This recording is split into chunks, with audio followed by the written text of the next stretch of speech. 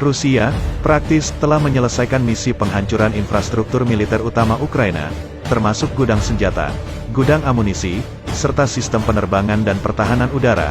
Demikian disampaikan Presiden Rusia Vladimir Putin. Sabtu, tanggal 5 Maret tahun 2022, pasukan Rusia akan memenuhi seluruh tugas yang telah diberikan dan operasi di Ukraina berjalan sesuai rencana dan jadwal, kata Putin dalam pertemuan dengan para perempuan awak penerbangan dari beberapa maskapai Rusia. Ketika menanggapi gelombang baru sanksi dari negara-negara barat, Putin mengatakan sanksi-sanksi tersebut serupa dengan deklarasi perang. Ditegaskan oleh Putin bahwa status keadaan darurat tidak perlu diberlakukan di Rusia. Meluncurkan operasi militer khusus di Ukraina merupakan keputusan yang sulit, tetapi ada ancaman yang benar-benar nyata terhadap Rusia, kata sang presiden.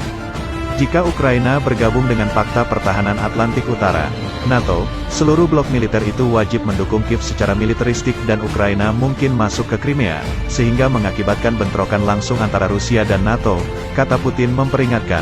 Sementara Rusia menuntut demiliterisasi Ukraina, Putin mengatakan ada banyak opsi berbeda yang bisa dirundingkan dengan Kiev. Rusia sendiri mengumumkan operasinya telah mencapai target demiliterisasi Ukraina, satu di antara sejumlah tujuan invasi ke Ukraina. Selain demiliterisasi, Rusia juga menargetkan akan melakukan dezanifikasi terhadap Ukraina yang dituding telah menumbuh suburkan gerakan neo-Nazi.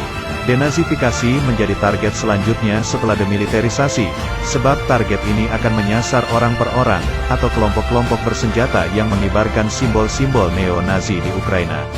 Rusia memang sangat trauma dengan Nazi pada Perang Dunia Kedua ketika pasukan Nazi Jerman menginvasi Rusia di tahun Juni tahun 1941 melalui Operasi Barbarossa.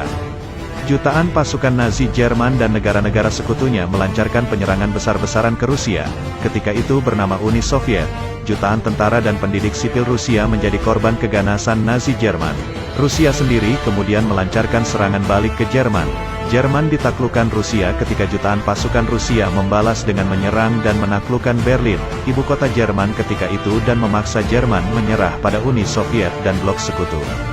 Melihat pengalaman pahit sejarah itu, Rusia menyimpan trauma tersendiri terhadap segala hal yang berbau Nazi. Di sisi lain, di Ukraina, berkembang yang namanya Batalion Azov. Batalion atau Detasemen Khusus Azov, awalnya merupakan paramiliter bersenjata yang mengibarkan simbol-simbol neo-Nazi seperti lambak swastika dan Wolfsangel.